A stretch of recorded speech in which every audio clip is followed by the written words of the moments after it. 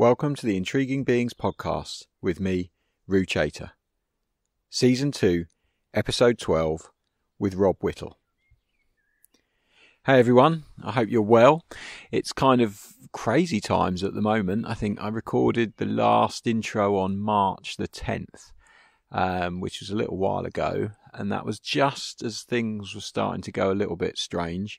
I think I was in France at the time, and France obviously got hit with a lockdown fairly early. So since the last episode, we've managed to escape France, somehow buy a house and move in during a lockdown in the UK, and publish a kitesurfing magazine in the midst of all this madness, resell all our customers onto a new platform, which was quite challenging, and deal with this whole situation that we've been dealt, where we can't go to the beaches, we can't go mountain biking really. I mean, we can technically, but we shouldn't be, because we don't want to risk putting pressure on the NHS. And as an opinion leader, I've kind of taken it upon myself not to do a lot of things, although I did have a little ride around a field on my mountain bike the other day just to keep my eye in. But it's difficult. I think it's a tough time for everyone. You know, we've got all these sports that we love doing, all these things that we're passionate about, and suddenly they've been taken away from us.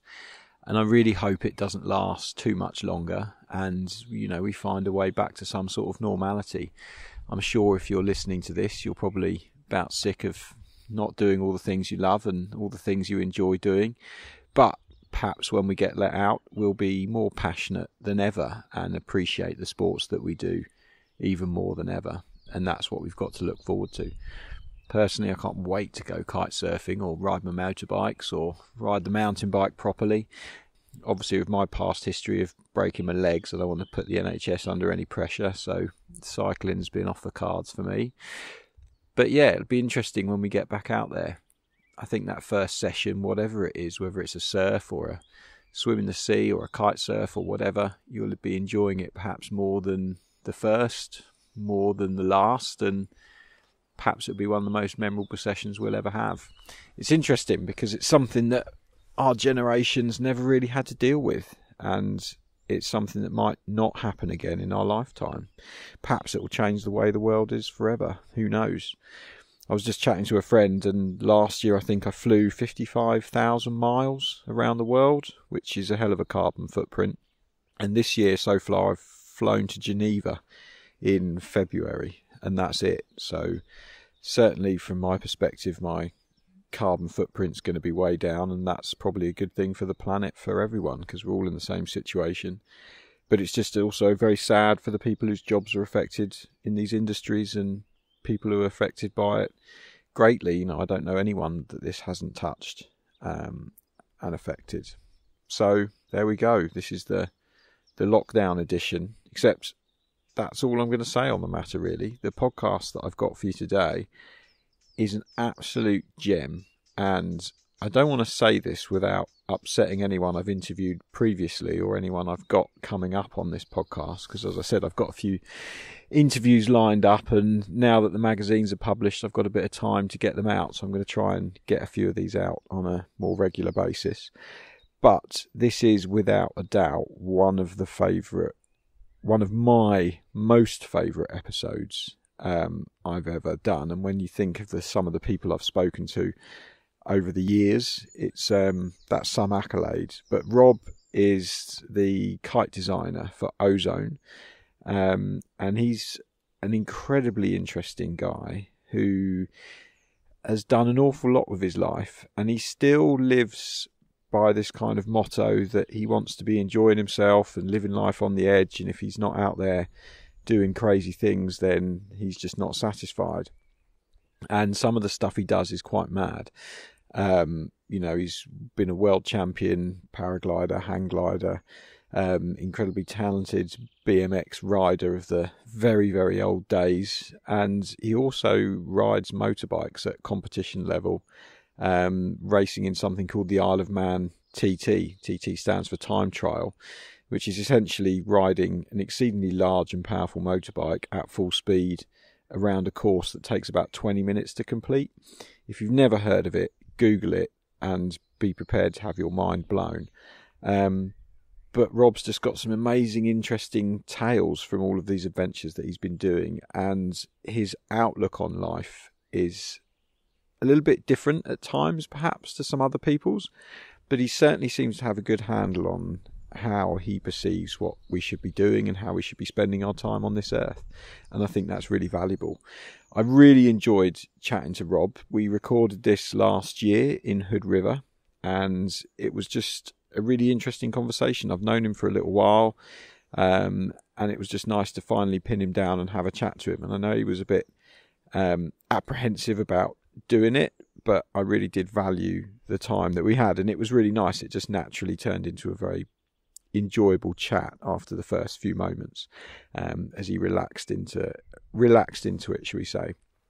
Anyway, without any further waffle from me, let's sit back and enjoy this great conversation with Rob Whittall. This morning I'm sat in the very nice apartment that I've been staying in with some of the Ozone team over here in Hood River. They very kindly let me sleep on their sofa for the week. I've obviously done something right at some period in my life to gain that accolade with the boys. Anyway, today I have a gentleman by the name of Rob Whittall with me. Now, Rob is the Ozone kite designer, but he's a lot more than that. He does all sorts of various things, and he's been a designer for most of his life, I believe. And I've met him quite a few times, I think quite early on back in the UK when we were just sort of starting IK Surf Mag. I seem to remember meeting you in a pub with Matt Taggart at some point down on the south coast, maybe Chichester Way or something like that. Bumped into him in Mauritius, and he's always got some really interesting ideas about kites. Obviously, Ozone have been on a tear recently in the industry, and their products getting exceedingly well renowned with fans all over the world, and everyone who's trying it's loving it. So I thought it'd be good to sort of find out a little bit more about Rob, where he's come from and what he's been doing lately. So Rob, first question to you.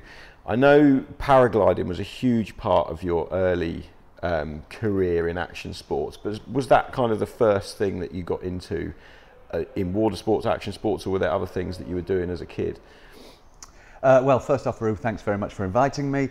Secondly, you're doing a great job. It's awesome, the magazine. Thank you. Really appreciate it. And yeah, it's a good way of connecting the market together, because that's the modern world is online, and you're doing a great job. Thank you. That's good to hear. Right. So what did I get into? Realistically, it started from when I was a kid. I just suffered badly at school because I'm not really a very great academic in terms of learning the way they would like you to learn. Yeah. I'm much more of an outdoor, hands-on person. I need excitement, and trapping me in a classroom was the worst thing you could do. So I didn't really do much in the classroom, but as soon as I got out of the classroom, it was all about trying to find a meaning to life. And because when it's actually that bad at school, you search for an escape, and my escape was BMX bikes. Okay, cool. And I wanted to motorbike, but my father was, he was into motorbikes, but he was just like, nah, he knew I was a bit nuts. Yeah. And he knew what the course of that would be if I got my hands on one at that age. Yeah. And there was already plenty of trips to the hospital, and a motorbike would just exacerbate that scenario. Yeah, BMXs can be dangerous enough when you're pushing them to the limit. We'll let him have a BMX, and we were racing and having lots of fun with my mates. But I was crap at racing because I'm not a big guy, and you need some power. So I didn't really have any race pedigree as such. So I just got into jumping, and I would jump anything, and literally. It was just searching for more airtime. All I ever wanted to do was jump as big as you could possibly jump. And back then we were jumping for fun. We were jumping either 2 cars sideways or 1 car lengthways. Holy cow. Just with a ramp that we set up in the garden. Just something you'd botched up with some bits of wood that you found kicking about. No helmets, no knee protective pads, gear, just sending it. Just going for it. And this sort of multiplied into wanting more and more, and we'd just push those limits, take the beatings, and get up and do it again. You know, it was, and that's where it started. The BMX scene back then was huge, because it was like a really booming industry. You know, it was one massive. of those sort of, aside from skateboarding, but it sort of blew up at that kind of similar level, didn't it? You know, every kid had a BMX, every kid was building jumps in their back garden. or going down the local park where someone had dug a load of holes in the woods and Exactly, exactly. hurting yourself left, right and centre. For me, it was a case of get home, tell my mum I had no homework, whether I did or I didn't. Yeah. No, I haven't got any tonight. Yeah. Jump on my bike and disappear. And just be gone. And that was it. And try and forget the hassles of school. And forget that. Oh, I mean, I was amazing at switching it off. As soon as the bell had rung and I was going home, it was just like, oh my God, right, let's go. Let's go get it. And fulfill yourself that evening and go back to school for another day of hell. And same thing repeatedly, you know, we were just every day, weekends, all day. You know, parents just didn't see us. It was just gone. All day, go to the track. And I mean, the school thing's an interesting one because I didn't enjoy going to school. I mean, I liked the social side of seeing my friends, but I hated the academic side of having to learn, and the teachers and the school I went to I didn't feel was very good. Which is interesting because I know a few people I went to school with who listen to this, and lots of people that I went to school with loved it because they fitted into that mould of team sports. You know, they're in the rugby team, they're in the cricket team, they were academic, they were good at getting good grades, and I was quite good at writing. I think English was my favourite subject, but I just didn't really enjoy it. And it's interesting that you say that because so many people, even now in this modern world, we try and push kids into this channel where you have to excel at this one thing, and you know your GCSEs, if you don't get those, that's it, your life's over, and your A levels, if you don't get those, your life's over, and if you don't get to university and get a degree, your life's over. And it's like, actually, it's bullshit. Rubbish. You know, well, I mean, for some people it's perfect, and for some people it works really well. In fact, probably for the majority of people, but there's a lot of people that don't quite fit that mould, and sometimes they just get left by the wayside, and it's almost criminal. It is criminal. It's you know. It's a very difficult thing for me to look back on now and recognise whether it was positive or negative in terms of the end result, because I feel personally, you know, regardless of how anyone else wants to see it, personally I feel super successful just because I lived the life that I want to live. We're not talking financially or anything, because you know, we do know that we're in the kite industry. Yeah, we're in this for passion more than we're in it for pounds or for dollars. But sometimes I think that, you know, failure always potentially leads to success, because you have to, nobody just has success straight off the bat. You have to have some failure in there that guides you towards what is success. So maybe those schooling years, being as bad as they were actually setting me up to be the kind of self-believer that I am, because, you know, you weren't getting that from school. They're so not going to believe in you, but I'm not going to give up. Yeah. And I know that I can do some things, even though they're asking you to perform in a goldfish bowl and then they release you into the ocean. Well, hey, you know, the goldfish bowl, it's such a tiny, it's insignificant really, because then you become a human being. And, you know, the classic thing with school is you do all this learning, but they prepare you not for life. Yeah. You know, they just prepare you to be able to repeat some silly dates and figures. And for sure, there's some great things to be learnt as well there. But, you know, it's a bit of a waste, or I see it as a restriction, and we should be embracing people's individuality, and that would make the whole world a better place, rather than conformity, whereby you strip people from thinking,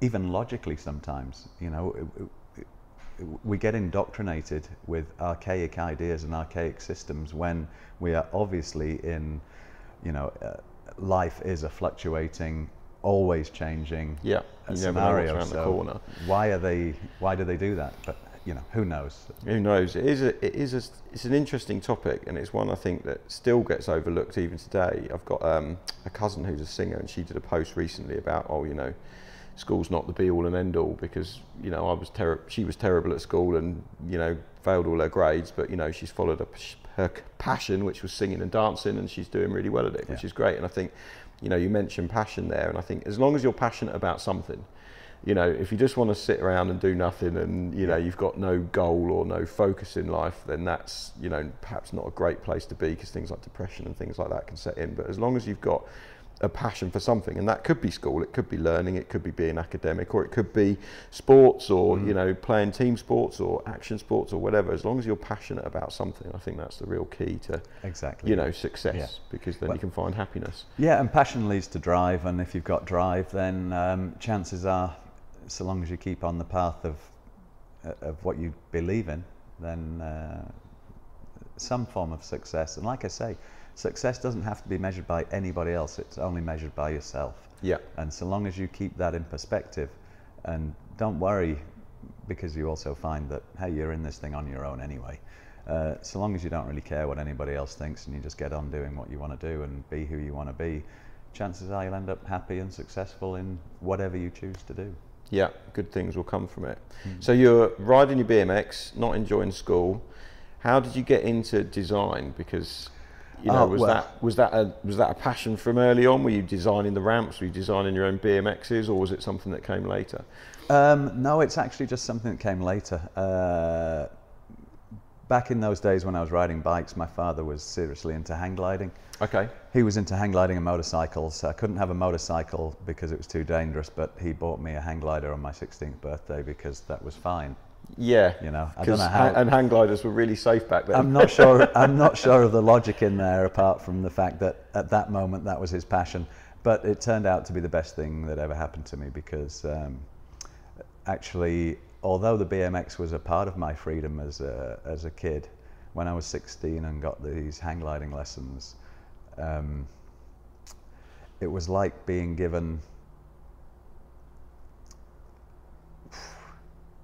It was actually the ultimate gift, you know, and I mean the ultimate gift, because I truly found freedom and what's the word? A way, or something that just I fit like a glove immediately, and it was just a way that I could express me. Yeah. You know, and in the beginning you're not doing anything crazy, but just getting into the air and flying and recognizing that this is me. I'm in control of this wing. I am effectively a bird. And I used to, when I was sitting at school, not doing anything in those classes that I should have been doing, I was normally staring out of the window, watching the seagulls soaring the school building. And I was just fascinated by birds. And lo and behold, a few years later, there I am flying like a bird. And it was just the beginning of an amazing sort of story in free flights, really. Yeah. It must have been incredible to sort of, you know, if you're feeling a bit oppressed at school and you're sort of dealing with that and you're locking it away, and then suddenly you're jumping off a hill and the whole world has opened up. You can go wherever you want, you know, do whatever you want. No one's telling you anything. You're just your own master, basically. That is exactly what it was. It was the ultimate gift. It was, oh my God. Because you begin to think that this whole thing's just a load of shit. You know, it's like, seriously, this is rubbish. And yes, I was given, you know, the BMX was making it acceptable. Yeah. But well, I guess you like jumping on the BMX, and now you're jumping. Yeah, all I wanted to do was for get like, air. It was just the most air time, you know, it's like the ultimate air time. As high as possible, as far as possible. And then, so then I got into hang gliding. Yeah, like I say, it fit like a glove. Everything worked. Started flying competitions quite quickly. Yeah, because you mentioned the BMX racing. Did you have a competitive nature, or did that just sort of come because you found you were good at the hang gliding, you had a skill set, and therefore you sort of fell into the competition side of it? Well, the funny thing is, I think my competitive nature is one of the only positive things that came out of school. Okay. Because when you're beaten down to the point that you're kind of starting to believe that you're rubbish, then you kind of almost turn everything into a competition, because you're just searching for any form of success to hang on to, yeah, you know, to grow with, or to just not feel so rubbish. And that turned out to be flying, and yeah, ended up being British champion, and then worked my way up to world champion. Was this still quite at a very young age? Did you have quite a fast ascent within the sport? Oh yeah, I was like the sort of the crazy prodigy kid who was going to kill himself and was completely nuts. And maybe he might win something before he kills himself. Yeah, and yeah, pushing all then the old guard, like, oh, he's gone, thank goodness for that, we can get back to winning again. Yeah, pushing all the boundaries and what people thought was possible, and just generally being a complete and utter lunatic. But at the same time, flying competitions doing really well, and yeah, I ascended sort of up to the top of the rankings, and I was involved at that time with a company called Airwave in the UK. They employed me to be a test pilot as well, which is, you know, trimming and refining the gliders so that we can keep winning world championships and things like that. Yeah. The British team at the time was undoubtedly had the best depth, and you know, we went around the world just cleaning up everything. And this was at a time as well, like, you know, BMX was booming when you're into that, but I remember hang gliding being a big sport in England. Yes, like, you know, we'd drive down along the South Downs and there'd be, you know, lots of hang gliders around. You know, you don't see it so much now with paragliding, or maybe I'm not in the place where I would see it, but it seemed like it was, I don't know, maybe in that period of time, things like windsurfing and BMX, these sports kind of exploded. People were obviously looking for an outlet to do various things. Maybe now there's just too many of them. It was really the sort of beginning of the true leisure industry era. Yeah. Before that, it was much more, you know, football, cricket, rugby, you know. These outlets weren't there, so I guess when a new outlet came along, everyone was seizing on it. Well, there was a lot of team sporting, and then all these exciting sports are very individual, and I think there was a lot of individuals who don't fit into team sports who were ready to jump onto exciting stuff that came along, and that, you know, some of that was windsurfing, some of that was hang gliding, and you know, and here we are today with all the things that we're doing. There's more exciting sports than you can shake a stick at. Yeah, I was riding on the river yesterday, and it was like I was kiting with Brandon.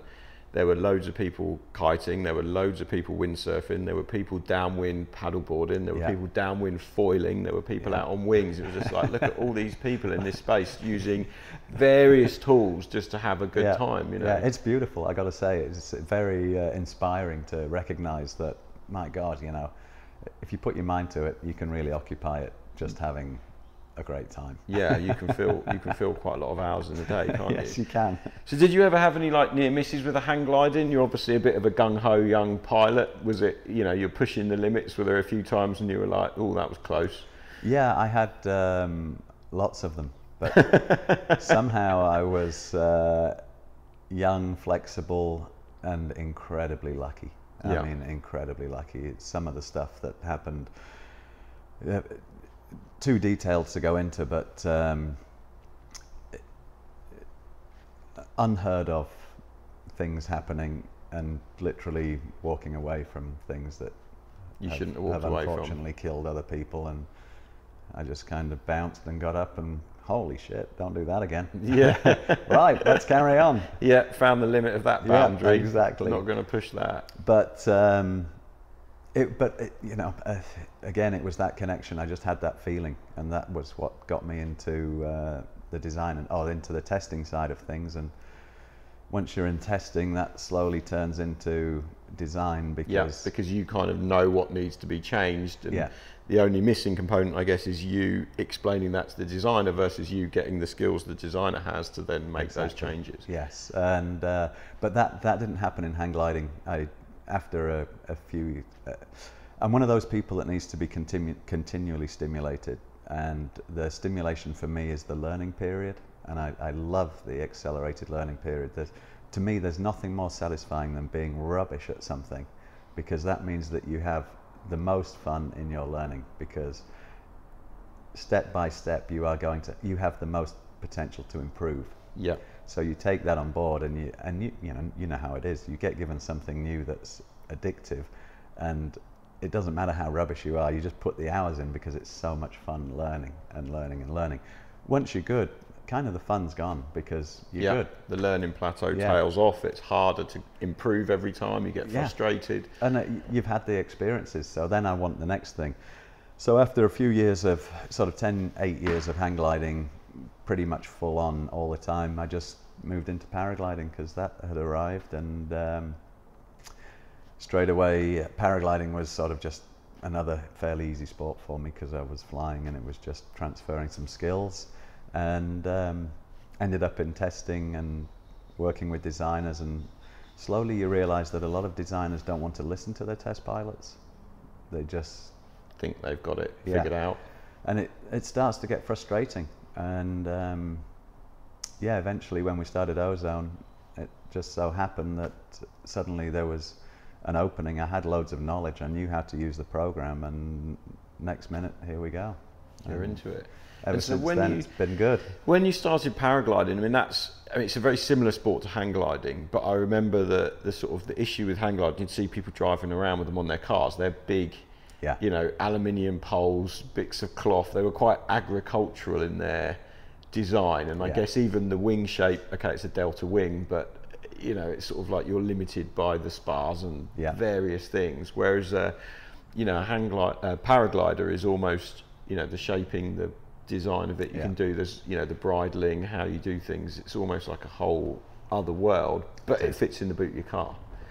So it's got to be a sort of a way more attractive. That's fundamentally what killed, or what not killed hang gliding, but there was a shift in popularity from hang gliding to paragliding, purely because, you know, easier. You stick it in the boot of your car, it takes you 5 minutes to rig it up, it doesn't take up massive space in your garage, it doesn't weigh 35 kilograms or 40 kilograms like they did back then.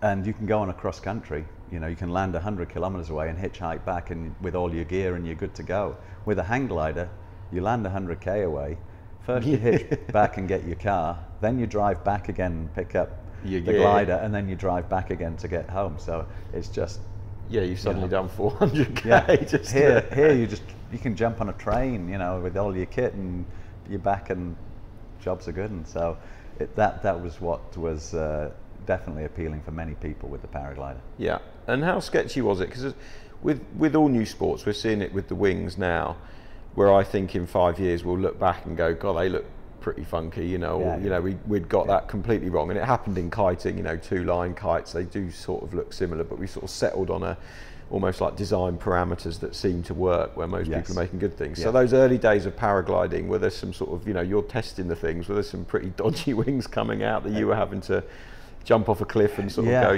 this isn't quite what it should be? Well, the early days of paragliding were quite interesting, because initially the paraglider was used literally to fly off the side of a hill or a mountain in the Alps and land at the bottom. That was the excitement. Take off, fly, land at the bottom. And your flight would be lasting 5 minutes. And it was always descending to the landing field. And most people were flying early in the morning because it was nice and quiet and calm. And less wind. It's like, oh, look at this beautiful view. Lo and behold, everybody wants more. So then we start flying them in thermic conditions, and we're using the thermals to stay up like a bird or a sailplane. And as soon as that started happening, then the accidents started happening, because that thermal lift has moving air. Where there's moving air, there's turbulence. The paragliders weren't really designed for the air that we were trying to fly them in.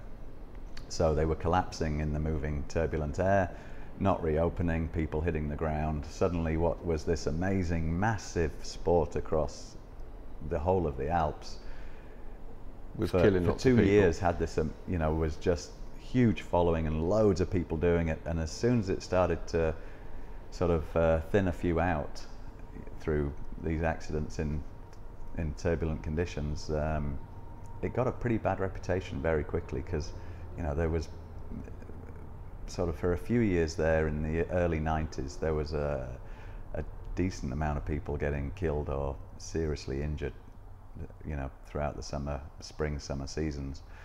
So it really slowed it down. But what it did do was put the whole design emphasis on working towards safety. Because we didn't... You've got to stop this problem. To let this sport grow, it can't carry on like that. The main problem actually is pilot awareness, but you can't make everybody aware. So what you have to do is build in safety to compensate for that lack of pilot awareness. So it all went on towards safety. For sure, there were some very interesting times testing some very dangerous, dodgy wings, and you know, there were narrow escapes. You know, I think I've thrown my rescue parachute sort of over 10 times and when you've thrown your rescue parachute, that's like last ditch. That's your last chance. After that, you hope that works. Otherwise, you're hitting the ground fast enough to probably be seriously injured or dead. So, it was pretty crazy in those times. There was lots of Lots learning of high to be risk done. learning. Yes. And But as you see today, that's produced a sport now that's, or it's produced wings that are so good now that virtually anybody that wants to go paragliding, you know, if you get one of the beginner intermediate wings, they're incredible. The performance is unbelievable. You know, the performance of a beginner intermediate wing today is better than a competition wing that I was flying back in the day, 1992. And yet it's a hell of a lot safer too. You can literally fly it. A bag of potatoes could fly it safely.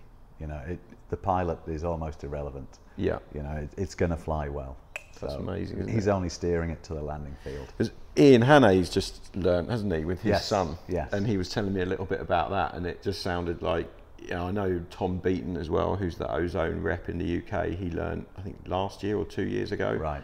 And yeah, it's something I'm quite keen to get into.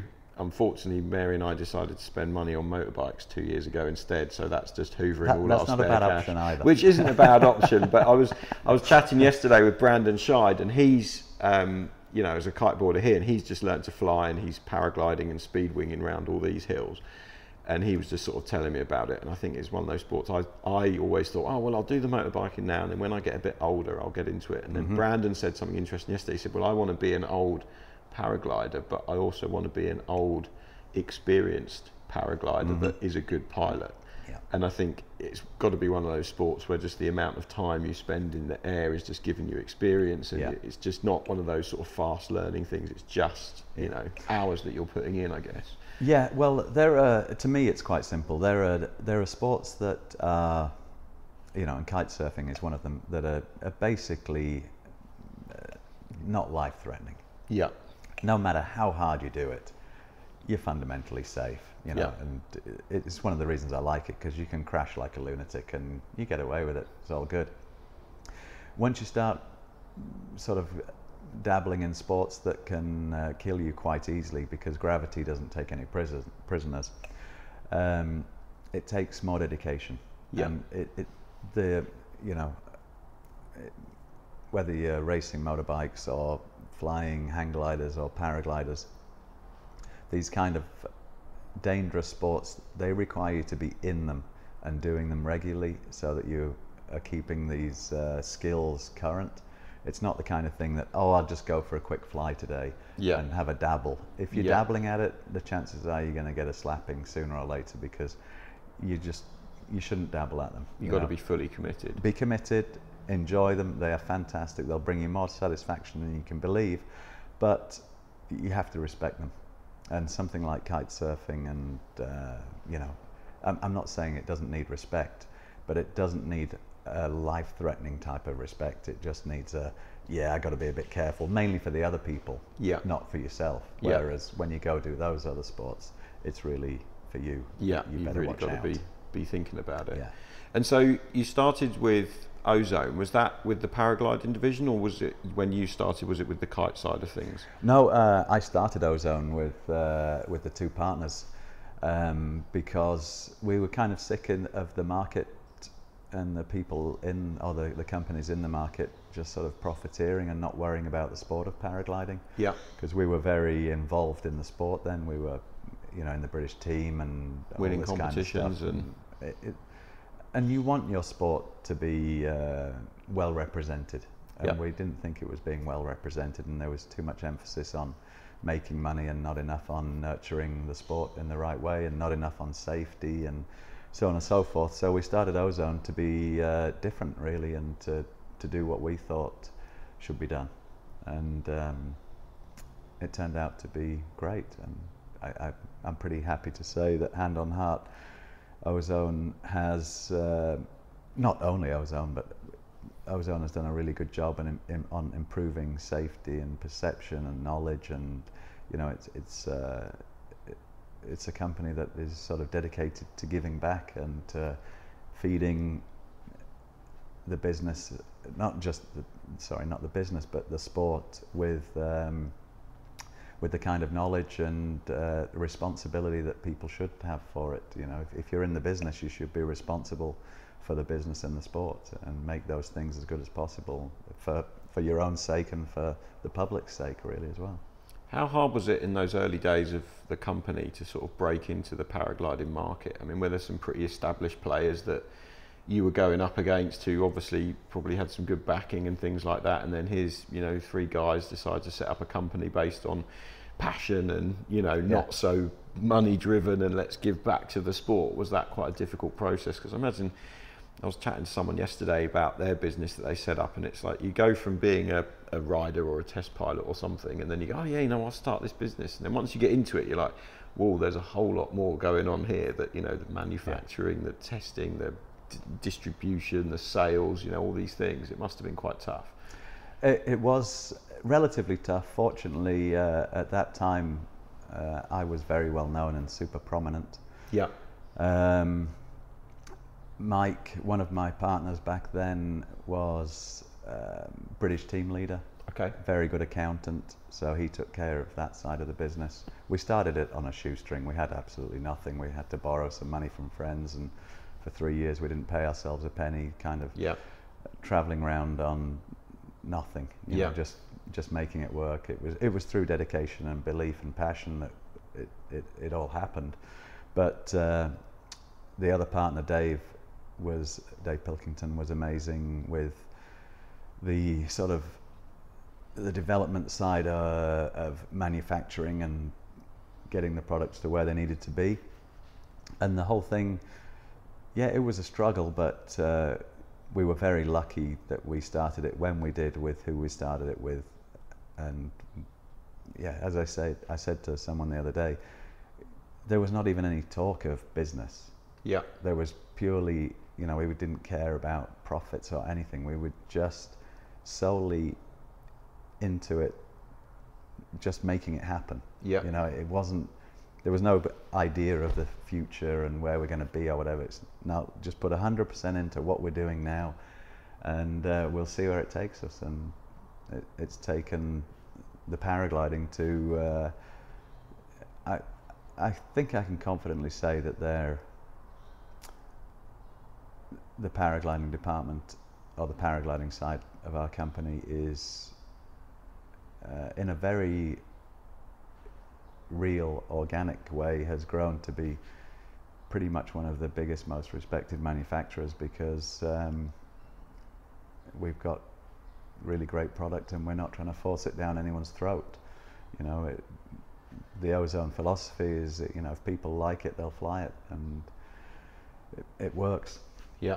So it's like, try it. Yeah, we're not a branding, you know, massive marketing and branding company. We're just product driven. We're just product based, and at the end of the day, we just prefer people to be flying the wings because they feel good, not because they necessarily want to associate with a brand image, because their satisfaction actually comes from a great flight, not being linked to the biggest brand or the socially acceptable brand. It's like, who cares? Did you enjoy it? Yeah. Did it put a smile on your face? That's what counts. Yeah. It's not about looking cool or trying to be trendy. No, I mean, for a lot of people it is, no problem, carry on, do that, but we're a bit more rootsy than that. We're proud to be a bit more rootsy than that. And how is it when you're setting the company up, you're taking on the design side of it? So there must have been a wing which was the first wing that you had designed and then got the prototype back and then flown. That must have been quite an incredible feeling to sort of be like, this is not just something I've told a designer what I want to do and they've maybe not listened and it's not quite right. This is 100% my creation that is now letting me fly around. How was that? It was amazing, actually. It wasn't fully me. It was me and Dave Pilkington working together. Yeah. But because Dave wasn't a test pilot or a designer, he'd written the CAD software, so he knew how to use the software. He needed that link in between, and we were very good with each other, and so he was sort of showing me how to use the program that he developed, and we built this thing together, and it was fantastic. It was very but to this day it's the same thing. I get super excited every time a prototype arrives, or when I'm making one, because there's nothing better than receiving what you've had as an idea in your hands, and then go out and see if what you were perceiving might happen is actually happening. And you know, sometimes it is and sometimes it isn't. But we had a wing called the Octane, and it was pretty much everything I do. I want a sports car. Yeah. You know, equate it to cars. I want everything to react and to be as engaging and as, you know, who doesn't get into a sports car and have a smile on their face? Yeah. Of course you do. It's amazing. Yeah. That's what I want. It handles all this power. It does Yeah. everything that I want it to do. It's like, wow, yeah. And the Octane was probably the first sports car to arrive in the paragliding scene, and everybody loved it. And pretty much from then on, it was, this is our recipe. Yeah. They want what we want. We've just got to get it to them. Yeah, you know? just got to and keep following that design yes. process. And it doesn't mean to say you get it right every time, but that's what you're looking for. So, and yeah, we, to this day, obviously a school glider is a school glider, but it still, or a kite or whatever, it still has to have some connection to still being sports car related, having a bit of performance to in there being if pretty you need good, it. you know. Yeah, can't just be sort of some old drudgery Yeah. Ford Cortina or something that's mooching Totally. down the road, I mean, doing the job, getting you in from A to B. reality- But in reality, you can learn to drive in a Lamborghini. yeah, You know, it's still only the same basics. It's not the ideal car to learn in. yeah, but and you it'll can. spank you quite hard if you get it wrong. Yeah. Well, it'll cost a lot. And it'll cost a lot as well, wouldn't it? It's a bit cheaper to paddle beat a Ford Cortina than it is a Lamborghini. But yeah. Yes, we don't all have to learn in Nissan Micras. Yes. Yeah, they should just be taken off the road. So yeah, it was a lovely moment, and that got us quite a lot of notoriety because I think the market was ready for this. That kind of different approach. Yeah, Something quite something good. a bit more real and a bit more exciting, and you know, and we were truly living what we were sort of preaching, or not preaching, but what we wanted to deliver, and traveling around the entire globe, doing demos and making people aware of what we were doing and how we were trying to do it, and yeah, it all worked, and Awesome. it's happy days today. And then it was around, was it 2000, 2001 that you started the kite surf division? Yep. Yeah. Yeah. Pretty much my addiction to wanting new things happen all the time, just because I can't help it. Yeah. We made a couple of kite prototypes just for fun. Then Matt came onto the scene and was floating around. It's like, oh yeah, let's get Matt and let's do a kite business. So talked to Matt and he was all excited. So that was that. Let's do that, because I was all excited straight away. Like, oh yeah, more things to design and more new things to learn. So it just, yeah, it started from there, and it was all about snow kiting then, because the Alps were nearby. Yep. And I love snow sports as well, skiing and snowboarding. And we went up, had a day sort of pioneering snow kiting with some other peeps, and it was just amazing. And ran back to the office to tell the other guys, man, we've just found the best sport ever. You're not going to believe this. It's going to go massive. Of course, it didn't go massive, but it was a funny one, wasn't it? We had so much fun pretending it was going to. In the early days of kiteboarding, like this snow kiting was kind of there, and everyone was talking about it. And I remember, I think I first went, when did I first go? I went to Iceland, must have been 2004 or something like that. Right. So I've been kiting for a few years. Yeah, but that's early. And that was early. So like I had this opportunity to go to Iceland. I went to Iceland, which was just amazing anyway.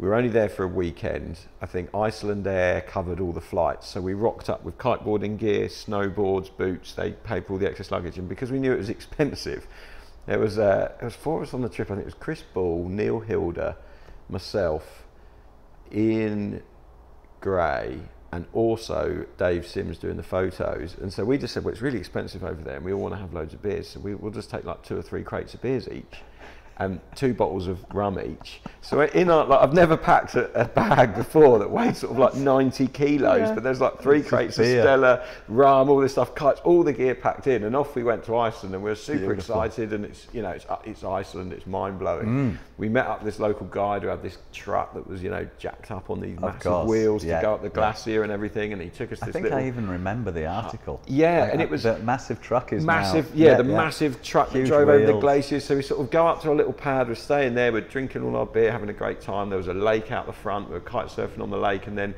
when we were there, it was just nuking windy, and he was like, we can't go to the glacier, it's too windy, we can't go to the glacier. So for 3 days we were sort of housebound in this cabin, drinking all this beer with a lot of alcohol, going into Reykjavik with all the very beautiful Icelandic women, just having an absolute blast, and we're kite surfing on the lake. And I think it was the last day, they were like, okay, I think it's okay to go up the glacier, we should be all right, there's not a lot of wind forecast, we'll be fine. So off we went up this glacier, and we're in this big Russian, like we drive the big truck to the bottom of the glacier, then this big Russian truck with like 8 massive wheels just starts driving over all the crevasses, gets us to the bit where we're going to snow kite. We're sort of excitedly digging this kicker, and I absolutely loved it, because at first it was windy, and I was sort of, you know, jumping off this kicker, and it was like, well, when you try and do a handle pass on a kite back then, it was really hard, because you're really powered up, you have to really edge, you have to really pull it. But suddenly, because there's so little friction, you're gliding across the snow, you're hitting this kicker, and you're passing the bar like as if it's nothing, and you're just like, wow, this sport's awesome. And then I think I got excited, and I thought, I'm just going to disappear off and like ride around this glacier, and I did. And of course I dropped the kite and the wind dropped, and it was I think it was a North Rhino or something like that, and it was just not relaunching. And of course I've got snowboard boots on, so every time I'd relaunched the kite, which was really hard because kites didn't relaunch back then, so I was like pulling on one line, trying to get it set up, launch it, and then I'd just get it to the top of the window, and I'd be putting my bindings on, and then the kite would just overfly, fall out of the sky, and I'd start the process again. And I think after about an hour of just trying to get back to where I was cursing. I was like, this sport is stupid, I'm over it, it's ridiculous.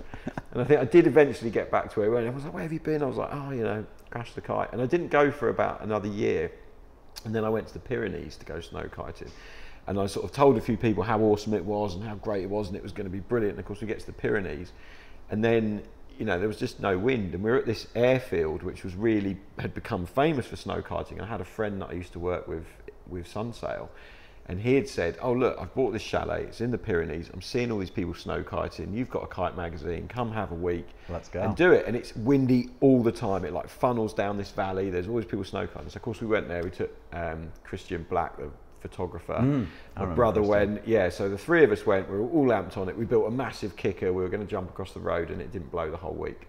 So the whole week we'd go and buy a lift pass and go snowboarding, and I was like, you know what, this is the fundamental problem with snow kiting, is that it's hard enough to find wind and sea in the same location, and it's really hard to find wind and snow that's not gusty, that's usable in the same location. And I think that's probably why it never exploded like we did, because I remember you guys chatting to you were like, well, all the snowboarders, once they realise they don't need a lift ticket and they can just use the kite, then all the snowboarders are going to come across. And it was like the biggest sport, like you say, that never quite happened, which is still awesome if you get to do it. You know? Hey, it's always great if your dream comes true, but sometimes it doesn't. And you know,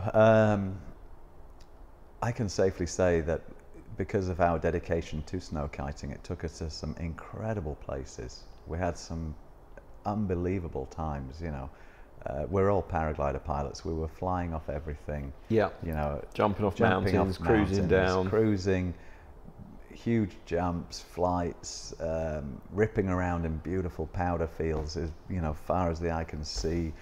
And you're in the back country, which is just the most stunning place to be, in the mountains, because there's nobody around. Literally middle of nowhere. It's absolutely amazing, but unfortunately it takes a level of dedication that most people are not prepared to put into it. And I totally understand, because you can go out there every weekend and get skunked, and you don't get anything, and that can be continual for a long time. Or there's no snow, or you get there and there's wind and no snow, or you know, it's just too many variables. The mountains are a cruel place when it comes to the weather. I mean, we did a snowboard season a couple of years ago, and it was luckily the best snow season I've had in a lifetime. So we scored, and it was great, and it was brilliant. But then Mary went back and did a season this season, and the first powder day I think was sort of middle of January, and she'd been there from the beginning of December. You know, they're a cruel mistress, the mountains. They're beautiful when they're letting you in.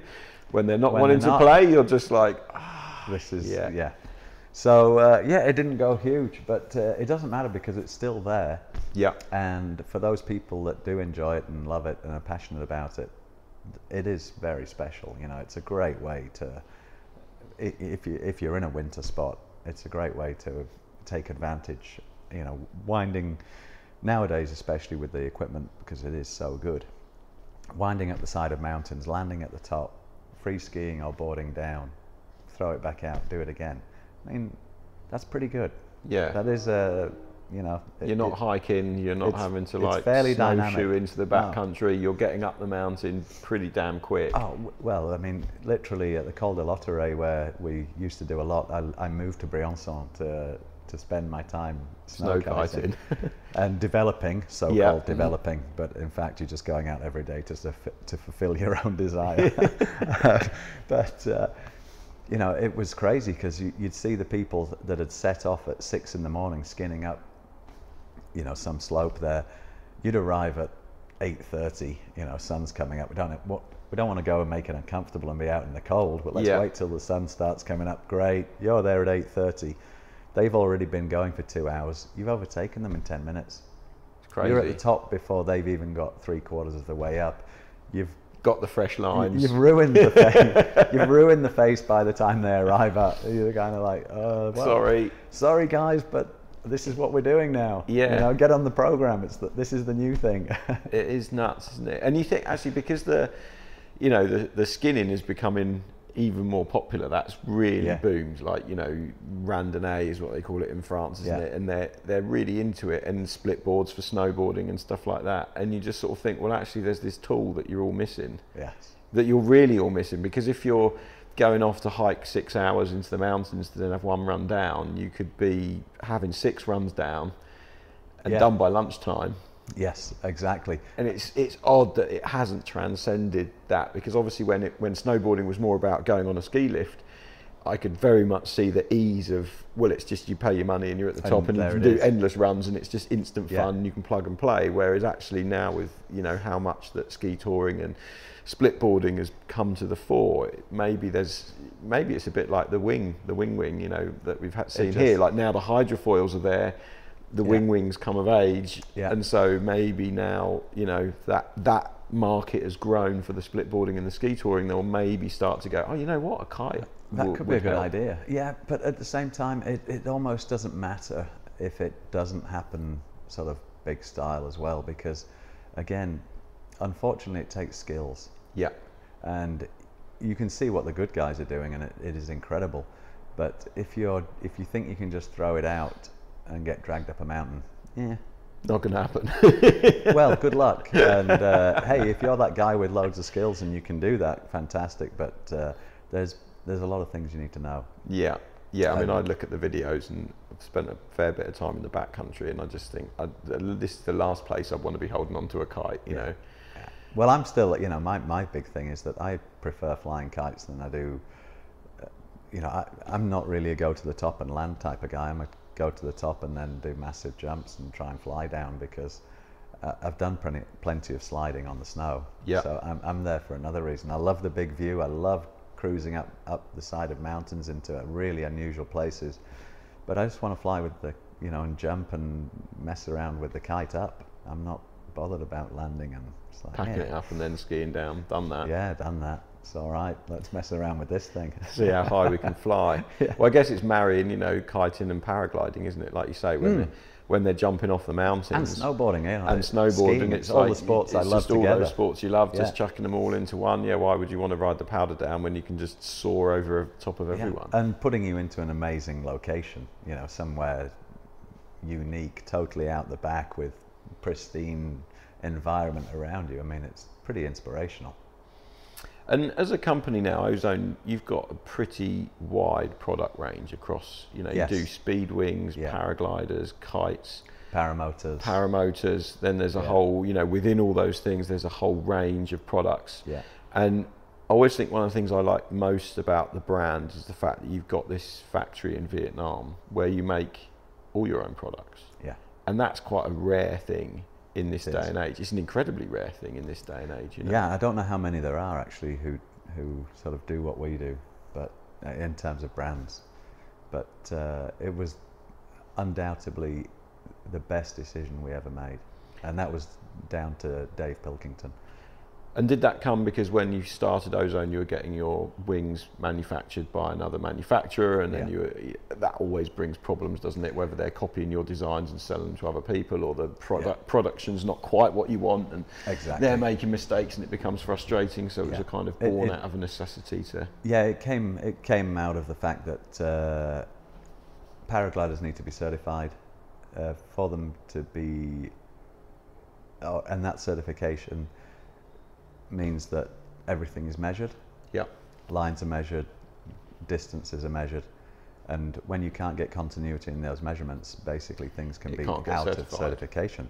So we very quickly found out that, holy smokes, you know, this stuff isn't being made as accurately as we need it to be made. You know, we're in the business of keeping people alive and safe. And one of the most basic parameters is it has to be as the example was. Hey, they're not as the example was, so, you know, what are we doing? Or what's happening? One of those things, you've got to take charge yourself. So after repeatedly trying to improve other people's systems, it was just like, this isn't going to work. You know, it's a communication breakdown.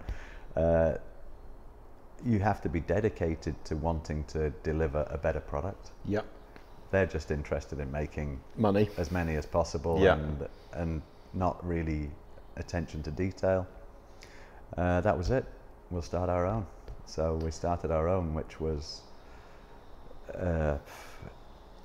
monumental. I was going to say, probably a daunting process. I mean, absolutely. Even the location, Vietnam. You know, most of the products that we use in sport are manufactured in China. I think Thailand's the big producer of windsurfing boards.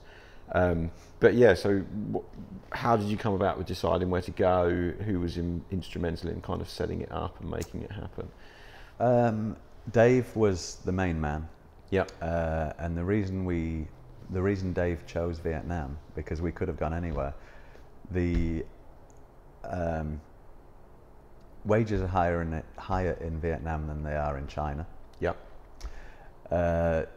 China, we were still dealing with the problem of, and this is, you know, I don't want to be, it's not any form of disrespect to any nation, but the Chinese are maybe not as diligent and as caring as in their whole philosophy and mentality as the Vietnamese. The Vietnamese are very proud people, and they're also very strong, resilient people. And let's face it, if you look at their history, they've stood up against some serious big countries and come out on top. So it was a choice to, you know, to sacrifice having potentially the best prices going to China and going to Vietnam, and it costing us more, but having a much better quality of staff and people. And yeah, it was amazing. It worked so well, and it works for us to this day. Yes, we are a slightly expensive brand, but there are many reasons to that expense. And if you look at the working conditions within our factory, it's absolutely, you know, if you're going to work in a factory that's producing any products like that, I truly believe that our factory is the nicest place to work. You know, air conditioned, clean environment. We've got people going around sweeping up all the time. Workers are offered to change their work routine to join other groups doing other things if they become sort of stale or bored. We have social backup for them, medical care, dental care, pensions. So we haven't gone there to just exploit effectively a workforce. We've gone there and we've integrated, and we are trying to improve the quality of their lives, because the business that we make there improves the quality of our lives. Yeah. And it shouldn't be a one-way street. You know, you should be, it has to be more than profit. If you're just doing it for profit, then sit at home and work the numbers on the stock exchange and don't screw anyone out of a good quality of life. If you're doing it for the right reasons, then you should be worried about how well your staff are treated, You know, we feed them lunch and dinner if we're doing overtime, or they want to do overtime, so we try and work the system that it gives them overtime. We take them on holiday once a year. Everyone goes together and lets their hair down and has a, you know, and that's 1,000. That's 1,000. I was going to say, because it's not a small factory, right? No, it's 1,000 people that go out there and have, you know, we take on holiday for fun and let them play with the things that they make. It's so they get, yeah, like you said, they get to go try kiting and do all this stuff. Yeah, and you know, for sure, yes, we're still making a profit at the end of the day, but that's business, and everyone's kind of got to make a profit to live. But it is a very nice thing to see the very positive side of what we do, and I can safely say that we have enhanced a lot of people's lives, and we've set people up in business. Yeah, because people have been working with us. For instance, the guy that does our screen printing, he used to work for us. He stopped working for us to set up his own screen printing business. He sets up the business. All our business is with him. He only works for us. Yeah, and he's got his own crew now, and he's got his own standalone business that survives from it. And various people have done things on the side, but wanted to be connected to us. And yeah, so it's been amazing. It's really a great part of what we've done. And so when you initially set it up, you've got 1,000 employees now. Was there a skill base there for sewing and things like that? Because we're talking about, like, there's this, you know, when you think about stitching a kite or even stitching a paraglider, I mean, I look at them and just go, well, I have no idea how you'd put that together, you know. I mean, it's a skill, it's a skill set that you have to have. Yes. Was that skill set already existing there that you could tap into? I know, like in Slovakia, it used to be a really big fashion place where everyone got their fashion clothes made, so there's a lot of sewers there. Yeah. But now that's all died, and that was one of the reasons I think Crazy Fly set up their factory, because they've got a glut of people that can sew. Was that something that existed in Vietnam that made it easier, or did you have to do a lot of training and working with people? The main thing, for sure, there was plenty of people with skills already, because they produce a lot of clothing, and you know, there's all kinds of production things going on over there. Not on the same scale as China, but it exists. It exists. One of the reasons it's not the same scale as China, because the wages are higher. So everyone's into profit nowadays. So go to China. Go to China and make it for less and make more money. But there was a base of a decent workforce, pretty much ready to do the job. Our biggest problem has always been or is not biggest problem, but one of the things we had to overcome was we want people to point out mistakes, because if mistakes are pointed out during production, you can fix them. It doesn't end up in the customer's hands, and the biggest thing for us is to not have, for our reputation, also for the customer's peace of mind, you know, that the product is coming out as good as it can be. So it took a while to breed the culture of don't hide anything. Let us know that no one's going to get a bollocking. We're only interested in moving forward. And, you know, if something doesn't fit, just put your hand up. Don't make it fit, because if it doesn't fit, we need to find out why it doesn't fit, because that must mean someone else earlier on in the process isn't quite understood what they should be doing. So, and Dave is amazing at this, and so now we've bred a culture whereby everybody understands what the goal is. Everyone is trying to, you know, throughout the whole company now, everyone is just trying to do, job should only be done properly, correctly. And the good thing is, the more you push that, the more, or the easier it is to recognize the things that aren't quite right or not perfect in the system, because it self-perpetuates itself. Yeah. So as soon now as something, we're almost to the stage where things, touch wood, can't go wrong, because it's blindingly obvious. Right, well, it was good there, it's not good here. What's the process in between? It's that one. Yeah, that's the problem. Right, sort it out. Fix it. And we're only interested in sorting it out. We're not interested in who's responsible, because that's not interesting. It's solving the problem that's interesting. Getting the product right. And it's worked super well, and you know, we're still, there's always unforeseens that you can't cater for, but generally we're pretty much on top of it. Workforce are happy, we're happy. Everything's I think it's a really, it's a massive string to your bow as a business, because in this age where we're all talking about, you know, social responsibility and sustainability and being more conscious of how we're impacting the planet, and I think as kiteboarders or people that are involved in action sports, you know, we do sadly consume products that aren't great for the environment. So if we can make differences elsewhere by you know, using reusable water bottles and avoiding single-use plastics, and trying to, you know, using better sun cream that's not poisoning the reefs, and everything that we can do. But then actually, if you've got a brand that's, you know, being exceedingly sociable, responsible in the way they're producing the equipment, then that adds a huge, you know, benefit. Well, I think the first thing for everybody to understand, and this is, you know, to your listeners and readers across the globe, is that we don't want this to be a fashion industry. There is no point to change your kite because it's got new colours or a new print, and if that's really why you're buying kites, because of the colour and the print, you actually need to look at yourself and understand that it's absolutely pointless. You know, it's rude. You should be, and manufacturers as well. It's not because of what we've done or the way we approach it with the version strategy and trying to keep the product alive for longer. It's because the product's really good. I can't supersede it within a year, because it's taken us 2 years to get it to what it is. Yeah. So, but this whole idea that every year there's some new stuff, you know, fundamentally and environmentally, it's unsustainable. Well, it's just rude. You know, it is downright rude, and the sport doesn't need it.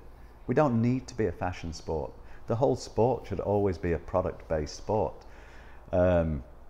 Obviously, again, when the big corporates start coming in, it really is about just making money, because we know that there are a few brands that are into the building, make it look good, and sell it. Yeah. Sell the brand. Sell the company. Sell the company on. And there's been like a few 4-year cycle where they're just like, build it up, make it look great on paper, and then flip it. There's been a few big takeouts recently that are all based on that, and it's just like, guys, we need to, it is not wholesome, it's not productive, it's not good for the future of the sport. And that's, you know, the business is peripheral to the sport. If you don't maintain the sport, you don't have a business. We are all obliged to maintain the sport, and that's what we're, you know, we try and do. You know, we worry about the things, and we're trying to put things in place that mean that longevity of the sport is healthy. And, you know, that's an obligation, I believe, to every manufacturer. But unfortunately, especially at the moment, it just seems that everyone's lost in this idea of just making money. It's like, guys. And it's always just chasing the new product year, And I think, you know, you mentioned it there, but we should probably talk about it a little bit more, you know, your version strategy, which is just like, we've got the Rio, it's a great kite. When we've developed it enough in prototyping that it's ready for a new version, or we believe there's a significant step forwards, we'll release it, but not until that point in time. And we're not going to put a timestamp of 1 year or 2 years or whatever on that process. And then that obviously for the consumer is a real benefit, because, you know, it's like, oh, well, I don't have to change my kite because the new one's not out. I can keep it for a couple of years and it's still the current kite. Yeah. And the thing is, the kites are so good now that there isn't really that real leap forwards in technology or changing or you know, or you know, development. And so actually, you know, they should be using a kite for like 2 or 3 years until it's worn out and can be made into a bag, or until they can sell it to someone who just wants a cheap, slightly used kite that they can then carry on. And that's you know, an important ethos that I think a lot of the brands could benefit from taking on, because not only are you're building this consumerism into the sport by having to change your kit every year, the amount of money and time that you're throwing into that process as well, or maybe not throwing into that process and you're just putting new graphics on it. But even everything, you know, for sure, the development of a product is difficult and expensive, but even the remarketing of a product is difficult and expensive. You know, you've got to go out, get your team riders going out there, doing a new video, blah, blah, blah, plus all your all your background work that has to go on for the website, the new pages there. Before you know it, I mean, as we always like to say within our group of people, is that there's no easy change. There's nothing that's easy. You've literally, there's so much backup required on everything nowadays because of the way that things are sold through, you know, social media side of things. You've got to have this campaign sorted and that, and you know, it's like, my God, it's a logistical nightmare to do every year.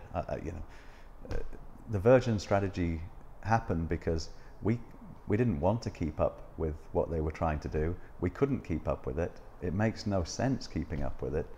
You know, like I say, we've been working now on the Rio since its last release. It's going to be almost 2 years. I still don't have something. Right, well, guess what? The Rio's going to be staying the same until I've got something. Because if you don't like what we've got, no problem. There's another brand that's going to suit what you require. Carry on.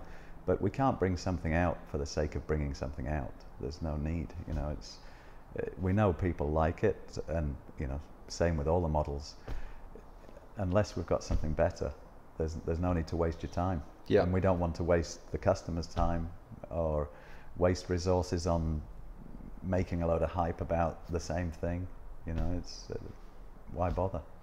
And then the other thing I think you do, which is quite unique, perhaps, I don't know many others that do it, is you have this interesting distribution method where you've got your business to business site, where a shop, you know, so I spoke to Ian Hannay, who's the general manager, the other day about the wings, and we were talking about the wings, and you've got the new Wasp which is coming out, and he was saying, oh, you know, I've heard that, you know, Duotone, I think, have sold 5,000 wings, and I was like, wow, crikey. And I said, oh, have you sold out of wings? And he said, well, no, of course not, because we can never sell out of anything. Yeah. Because you have your business to business site, the customer can put an order in through it, and then you can make it in your own factory to order and then ship it within a matter of days. They can have the product. I mean, that's an incredible position to be in, not only for wastage and not having a, you know, oh, we've got to make 7,000 kites, and then you've got 2,000 sat on the factory floor, and then you're having to resell them at 50% off, which then lowers the resale value. So then the consumer has to sell their Rio at,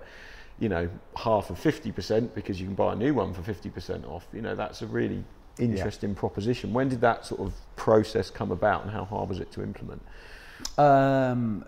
That came around with the factory, and one of the main reasons was, firstly, the other system of pre-ordering and, you know, massive deliveries. You know, you have to pre-order this many kites during the year. You're going to get them, regardless of it's windy or not, whether you want them or not. If the season's good or bad, you are still going to get delivered 1,000 kites. That's it. So basically, someone has to bank the money for that 1,000 kites.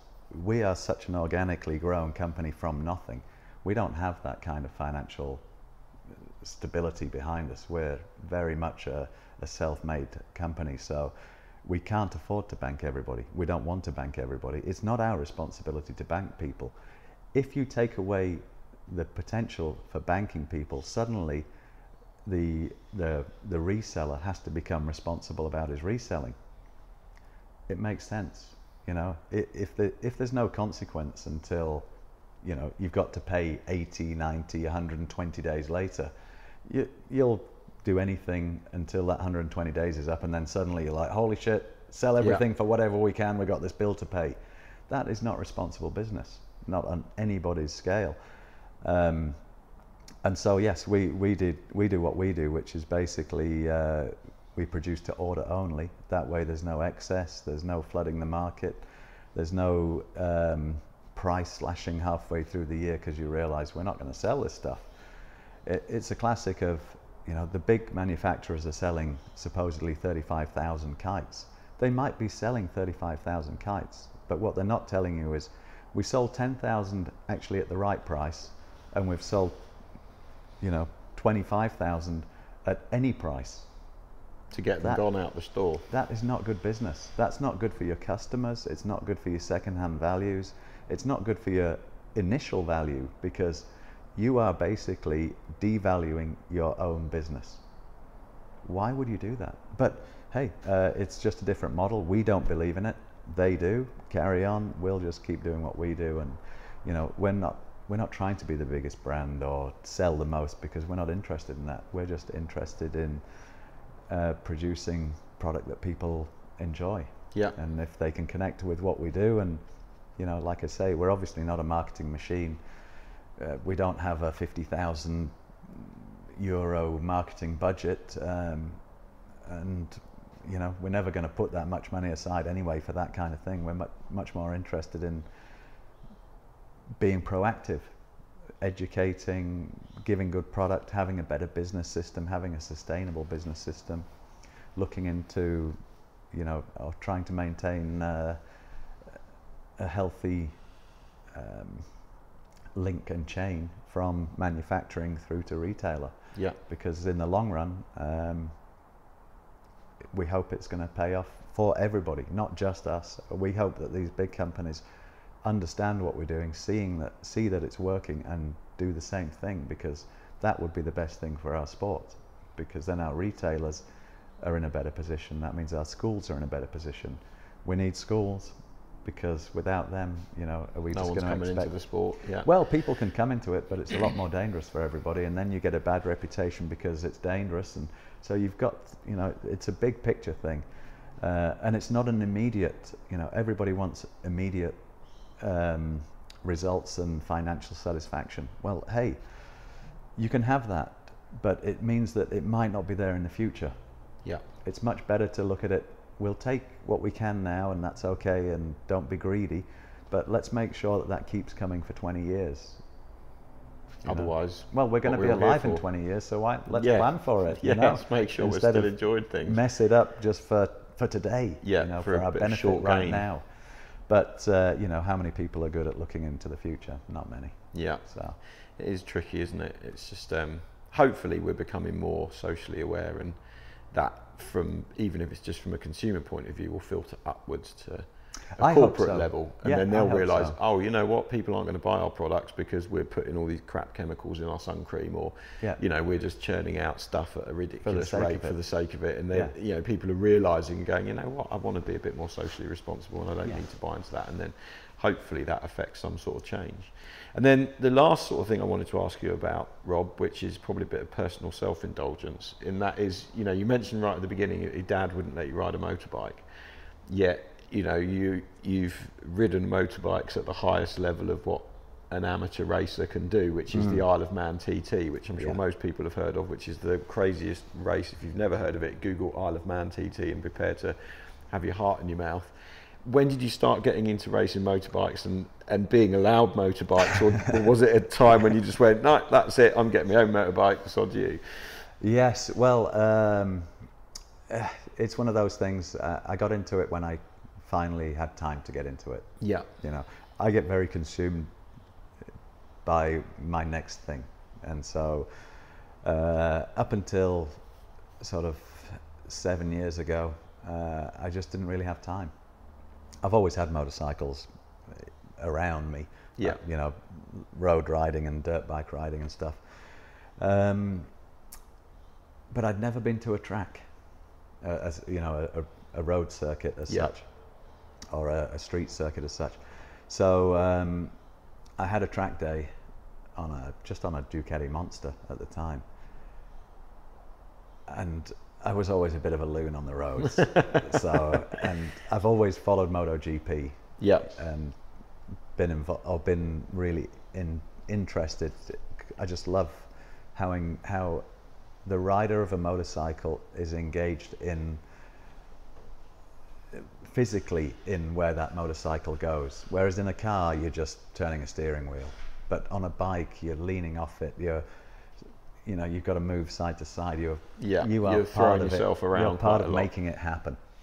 And also there's no cage around you, so there's actually real consequences, and I love sports with real consequences, because in this day and age actually there's not enough danger, and there's not enough acceptance of danger. It's like, you know, oh, watch out, you know, parents nowadays are so paranoid about their kids climbing up anything.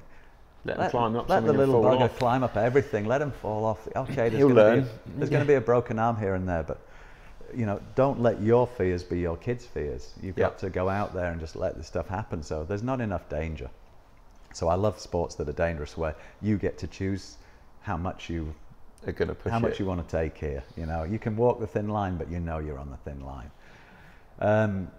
And so I just got into motorcycling racing, because it sort of just seemed like, my God, I love this circuit stuff, because you can really rally the bike and not worrying about a car coming the opposite end. Get those angles. Use going all the tarmac to get round. Suddenly, so I got involved in just club racing and realised that I'd sort of wasted missed some years that I should have been doing this. So I just got really passionate about racing on the circuits, and then I realised that if I wanted to understand my real level, because I sort of had a bit of a natural ability in there somewhere. I haven't really got a natural ability to be really fast, but I've got a sort of a relatively good flowing ability on a motorcycle. I can ride one pretty properly, but not necessarily as good as the good guys. And I wanted to measure where I was in terms of skill and ability. So I started riding at the Isle of Man, because at 45 there's nowhere else you can go to measure up against the good guys. And do you have to qualify for that? Is it something I can't imagine you can just rock up at the Isle of Man and they're going to let you whiz around? That must have been a sort of a process to even get to that level. Yeah. I was dedicated to riding the New Zealand National Championships, and every single event there was, I was doing all kinds of track days and California Superbike schools, and I was heavy on getting as much experience as I could. And I went hard out on that. Then went to the Isle of Man for the first time, and found out about where my level was and what real riding was about on the roads. And where was your level? Pitched somewhere in the middle, or were you like, wow? Well, my level was pretty much at the bottom. Oh, yeah. So you were like, right, I thought I was pretty quick around the track, and then I've rocked up here, and it's like, this is another ball game. So it's taken me 5 years of learning, and I'm sort of, further away from the back of the field, but not far away. But it doesn't matter, because holy shit, it's a place that you can only measure up in terms of your ability. And if you're lacking in some ability, even if that's just balls to the wall, then it's not the kind of place that you can just magic some up. Yeah. It's the most honest place in the world. You've either got it or you haven't. That's where you are, boy. Suck it up. And it's been fantastic. I love it. I don't mind rattling around at the back, because even rattling around at the back there, even if you're rattling around the back, you're still on a whole nother level for most motorcycle riders who could never even dream of even qualifying to go to something like the TT. You have to overcome so much.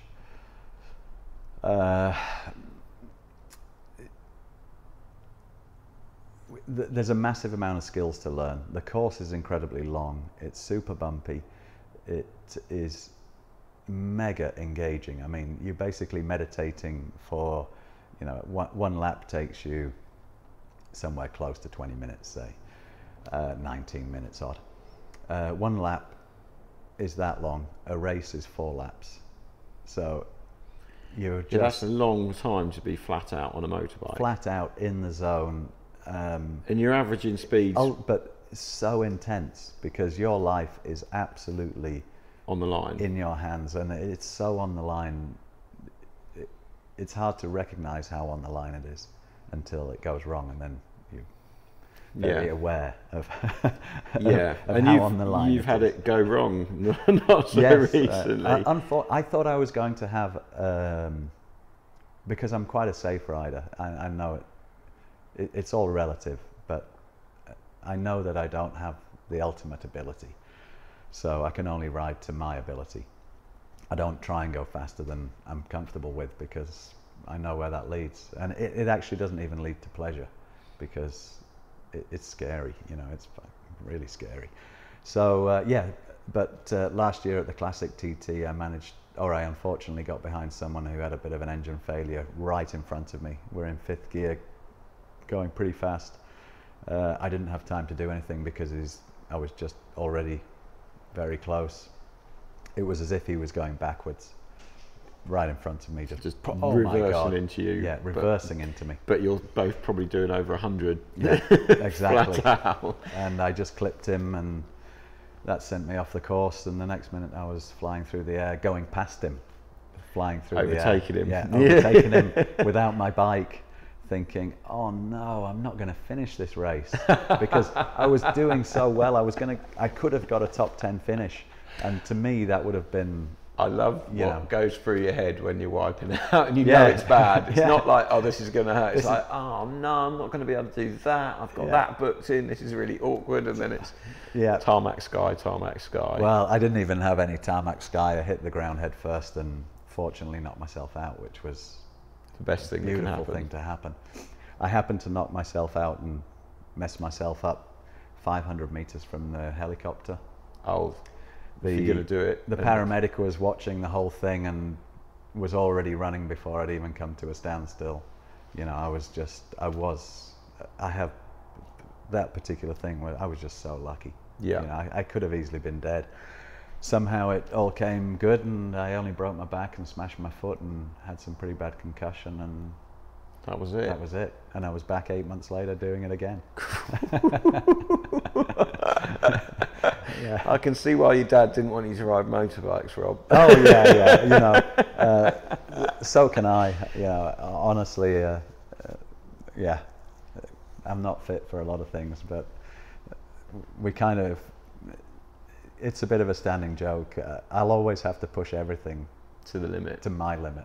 I can't help it. So shit happens. But the parents are now pretty au fait with the routine. Yeah, you know, we've got the call. He's in hospital, but he's still alive. I think mine have the same sort of relationship. They're just like, oh yeah, Rue's done. What's he done this time? Yeah. Oh right, where is he? What's he up to? Yeah, fine. Yes. They're kind of used to it after so many trips to the exactly. hospital. You just like. Okay. And I think we were saying yesterday, if you want to do these fun things, it's a bit cliche to say you've got to pay to play, but at some point, you know, if you just sit on a sofa all your life watching Netflix, then you're probably not going to have an accident, but you might well have a heart attack or. Various things will be wrong with your health, and equally if you go and do all these crazy stuff, then every now and then you're going to have a big slam and you're going to have to deal with recovery for that. Well, I used to be all about safety and trying to save everybody from themselves, but now I've recognized that there's 7.5 billion people on the planet. That's already way too many. So anybody that wants to live on the periphery and do some dangerous shit that's absolutely borderline, we should be encouraging them. You know, we're, for some reason we've built this paranoia against the idea of anything dying before its time. Holy shit, you know, what about living? Yeah. You know, how about just taking it to the max and enjoying it while living you're it here. Right on the edge, because you know, a sedentary, non-exciting life, to me personally, if that's your thing, no problem, get yourself all over it. But for anybody else that wants to live on that outer edge of what's acceptable, let's encourage them. You know, so what, the guy died doing it, and you know, it's the other cliche, yeah, but he died doing what he loved. No, he died living. Yeah. He was in the moment doing what he wanted to do. Just forget all this, oh my God, rest in peace, it's such a tragedy and blah blah blah. It's like, my God, you're missing the point. You know, life doesn't really have a value unless you're living it. Yeah. And if people want to live it on the hard, you know, on the hard edge, then great, encouragement. If people want to live it watching Netflix and not doing much, no problem, carry on. You know, it's all good, but we do need to open ourselves, or we need to open our minds to the idea that other people want other things. Yeah, let's and let it happen.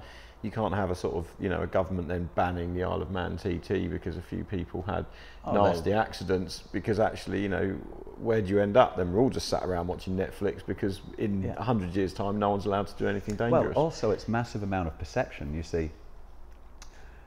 The difference with the Isle of Man compared to daily life is some people will say to me, oh my God, how do you do that? It's so dangerous. At that particular moment, they're drinking a beer. The difference with the Isle of Man is the danger is imminent. You get on that motorcycle, and until you get off it, for sure, it's potentially life-threatening. Drinking that drink or smoking that cigarette doesn't take its toll until 20 years down the line. So it's not imminent. The danger is absolutely there. But because it's not on your doorstep or in your face, it's perceived to be okay. Yeah. Well, the net result is the same: dead people. So just get to grips with it and let it happen. You know, no, everyone's the safety police nowadays on everything. It's just like, man,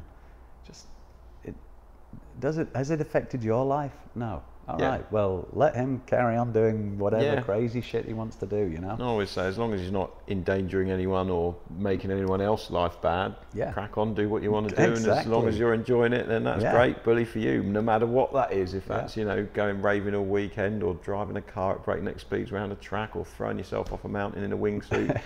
You know, whatever you want to do, enjoy it. We're not here for long, are we? And no, we're not. I think you'd always just look back and think, oh, I wish I'd done that, take the chance and try it and do it. I'm working on not looking back and going, I wish I'd done that. Yeah, well, you've ticked off quite a few amazing things in your life. I mean, you know, world champion in various wing sports, snow kiting, kite surfing to a high level, setting up a huge company that's socially responsible, and trying to be socially riding the Isle of Man TT, which I think is, you know, probably the pinnacle of human performance, stupidity. Really, performance and stupidity, and there can't be much else on the planet that can take things to that kind of limit. If I thought there was anything, I would have to. You'd have to go and have a go at it. One of the beauty,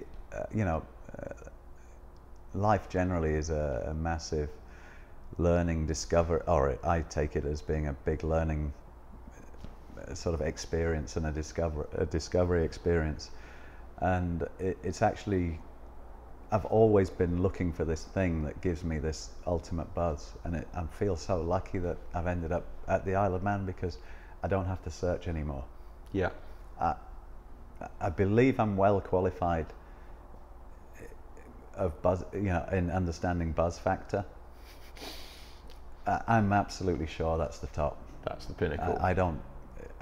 I can't even imagine more of a buzz than that, because it is huge, you know. It is so engaging and ridiculous that everyone's going, well, what about wingsuits?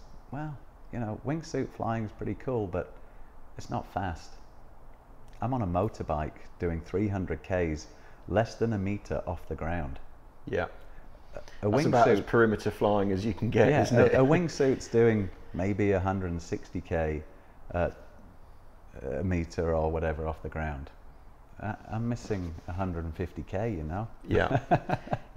For proximity flying, you can't really get better than just sitting on a motorbike. Sitting on a motorbike at 300k, you're going, wow. Yeah, you know? It is definitely a buzz. Rob, that has been fantastic. I've really enjoyed that. Well, thank you. I've enjoyed it too. It's good to have a real conversation about real things. Yeah, well, it's nice just not to sit and talk about products all the time, isn't it? Which is what we've been doing all week here. Yeah. But it's also been inspiring. It's been lovely to, you know, come to this event and see so many people enjoying the sport, enjoying, you know, that all the brands are here. It's just been, you know, it's been very healthy. Yeah, and it's a great event. You know, if anyone's listening, get yourself over to the Hood River for the AWSI, because, you know, it's a great coming together of people within the sport, and from an insider looking out, you can only see positive things coming from it. You know, all the brands are working towards a common goal of improved safety and improved equipment for people to enjoy, and putting smiles on people's faces and exploring new avenues with things like the wings. So yeah, I think we're in a healthy period of time. Rob, yeah, likewise. Thank you very much. No worries. Thank you, Roo. So there we have it, episode 12 of season 2 in the bag. I really hope you enjoyed that one. It was a real treat just to listen back to it the other day when I did the edit on it, because I always go through and just check them and cut out some of the intros and outros, but generally I don't cut anything out, and there was nothing I needed to cut from this one really. It was all pure gold, and I really enjoyed it, and I'm sure you did too. As ever, if you enjoyed that one, please give these a like and a share. It makes a real difference when people are giving me good feedback, and also the more people that listen to them, it makes me a little bit more encouraged to keep recording them and putting them out there. takes quite a bit of time to put these together. The recording of them is easy. It's the sitting down and finding that quiet moment to even just record an intro like this. I'm currently sat outside in the garden, so you might hear a few birds tweeting in the background, but I guess that's au naturel. Anyway, I'm going to try and get one out for you fairly quickly because I appreciate everyone's in lockdown, probably got a bit more time on their hands, maybe doing some longer cycle rides or some longer walks and want something to listen to. Probably not many long car journeys going on and definitely not many flights, but I'll try and get a couple more of these out over the next few weeks for you all to enjoy. Anyway, thank you for tuning in. Thanks for listening. And I'll be back soon with more from the Intriguing Beings podcast with me, Rob Whittall.